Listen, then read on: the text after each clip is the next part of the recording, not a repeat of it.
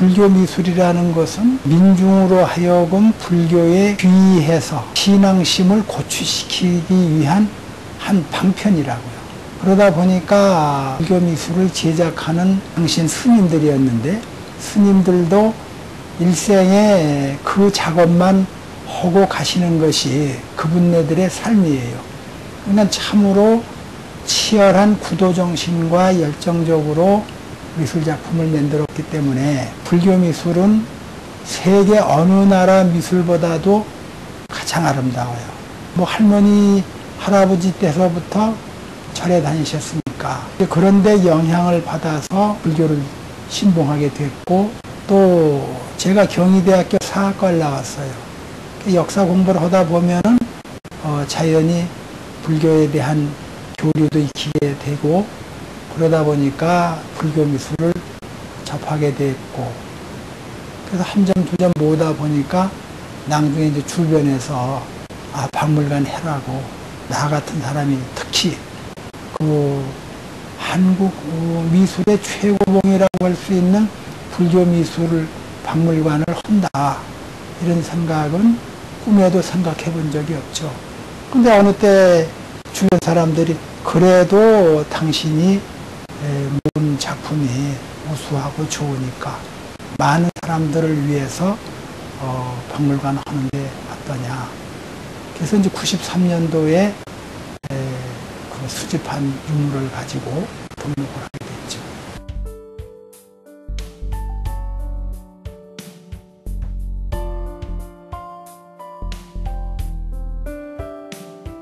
유물 수집하다 보면은 국보 보물급도 소중하고, 또 섭취라고 해서 흔한 것도 때에 따라서는 귀중하게 느껴지는 게 많아요.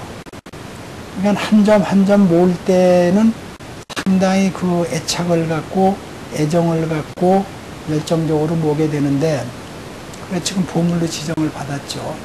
서울관암도 갔을 때는 4개월 동안을 우리가 그 수시로 가가지고 작품 값을 깎아달라고, 조금 깎아주고선 안 깎아주는 거예요.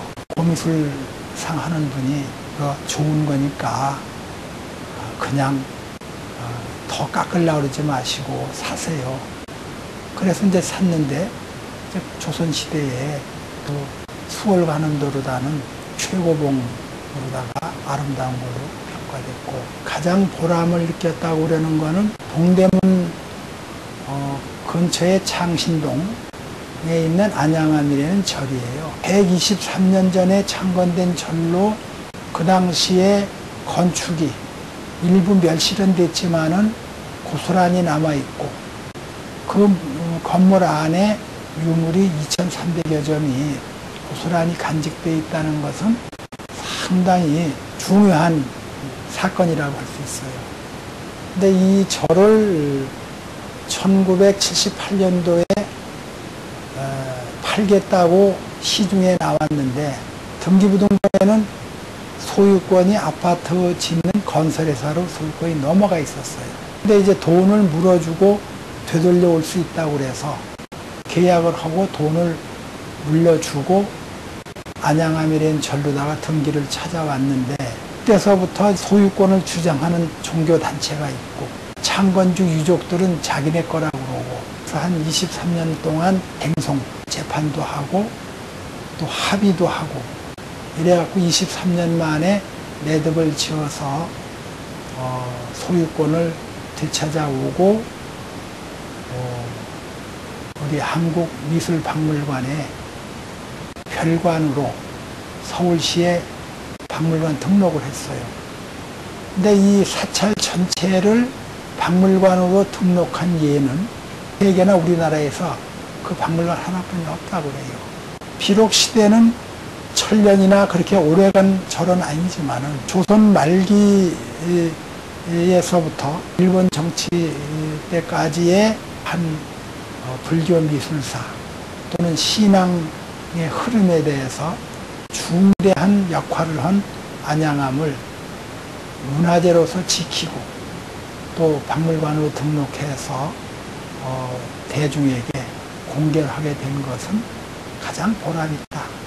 그렇게 생각을 해요.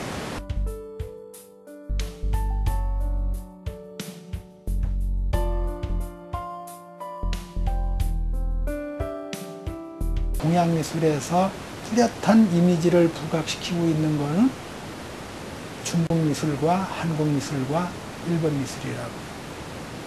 그런데 이 세 가지 미술이 동양미술이라는 데서는 유사한 점이 많지만 실질적으로 한국미술은 가장 자연스러우면서도 소박하고 이에서 중요한 건 복잡하거나 섬세한 거에 아름다움도 있지만은 단순미가 최고의 아름다움이에요. 그런 그 미를 구현한 것이 우리 선조들의 그 지혜면서도 기후 풍토에서 자연스럽게 우러난 현상이라고 생각을 해요. 그러다 보니까 외국의 불교 미술과 비교하고도 싶고, 그래서 티베트 불교 미술이라든지 또는 중국 또 동남아시아에 있는 라오스, 미얀마, 캄보디아 쪽의 불교 미술과 민속품을 같이 모았어요. 우리에게 볼거리와 아름다움을 보여주고 그 나라의 그 민속 문화를 들여다볼 수 있는 계기가 돼서 오게 됐고, 요즘에는 인도 미술을 모으고 있어요.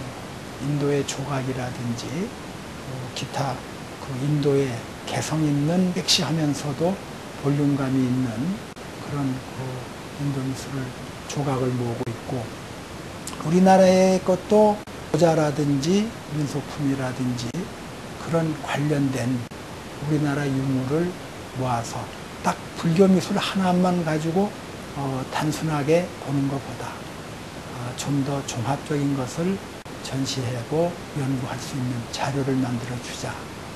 이래서 이제 한국 불교 미술 박물관을 한국 미술 박물관으로 바꾸게 되는 계기가 된 거죠. 그리고 앞으로 몇 년 내에 좀 규모 있는 박물관을 이 자리에다 지어가지고 좀 더 많은 대중들에게 그 우리 문화의 아름다움을 또 세계 문화와 비교할 수 있는 그런 장을 만들어 가겠다 하는 게 앞으로 계획입니다.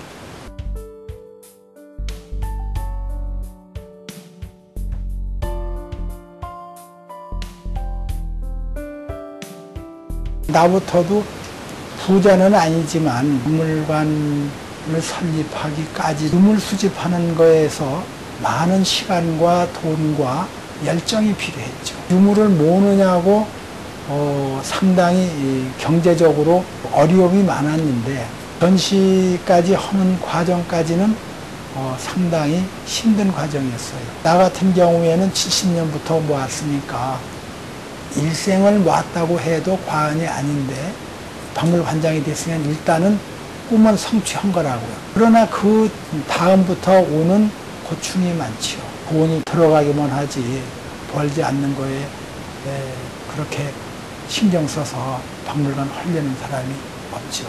사립박물관이 설립되는 과정에서 보면은 대부분이 경제적으로 열악해요. 입장료 가지고 운영이 어렵지만은 박물관 문화가 발전할 수 있는 그런 현실이 아니다. 그런 상황에서 박물관을 유지를 해나가는 것은 설립자의 꿈이고 유지하고자 하는 열정과 애정이 없으면 그건 불가능한 거죠. 그런데 물론 국가에서 기획전을 지원해 준다든지 또 큐레이터를 지원해 준다든지 이건 상당한 도움이 됩니다. 그러나 그것만 가지고는 사실상 박물관 끌고 나가는 것이 한계에 봉착이 돼 있다. 그래서 내가 서울시를 위해서 제안하고 싶은 것 제안을 하긴 했어요. 소규모 이 사립박물관을 위해서 하나의 큰 공간을 마련을 해 주었으면 좋겠다. 특히 지금도 역사의 중심에서 우뚝 서 있는 북촌 같은 데는 관광객도 많이 오고 그들에게 또 우리의 전통적인 정체성이 있는 한옥마을이니까 거기에 우리의 전통 문화를 해줄 수 있는 소규모 박물관들을 하나로다가 모으자. 그렇게 해서 하나의 박물관 타운을 만드는 거예요.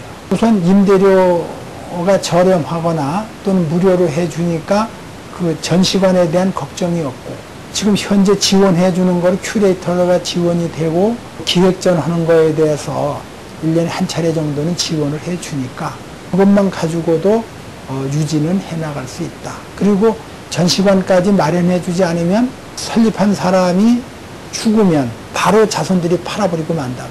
빌려준다고 해도 실질적으로 유지할 힘이 없는 거예요. 결국은 헐값에 팔아버리게 되는 거고, 그러다 보면은 유물이 흩어져 버리고 마는 거예요. 그러니까 이런 그 공간을 마련해서 박물관 타운을 만들면은 PR도 잘 되고, 또 거기 가보면은 간에 따라서 다른 박물관 간판이 붙어 있고 관장과 대화도 나눌 수도 있고, 여러 박물관을 보게 되면은 우리의 한국 미술의 전반을 볼 수도 있고, 그런 공간을 마련해 주는 것이 정말로 서울시에서 훌륭한 박물관을 위한 기여하는 것이다. 그렇게 해서 써서 내기도 했어요. 더 두고 봐야죠. 결과는 지금 서울시나 국가에서 전폭적으로다가 지원을 해주지 않는다면 결국은 좋은 유산이 흩어져 버리는 것이고 소멸돼 버리는 거다. 돈이 아무리 있다 하더라도 박물관에 전시되는 미술품이라는 것은 제한적인 유물들이기 때문에 이거를 지금 보호를 하지 못한다면은 나중에는 돈 갖고도 해결할 수 없는, 잃어버린 것 되찾을 수 없는 그런 시대가 오고 있다. 그러니까 서울시나 국가에서 적극적으로 사립박물관 육성책을 세워야 한다.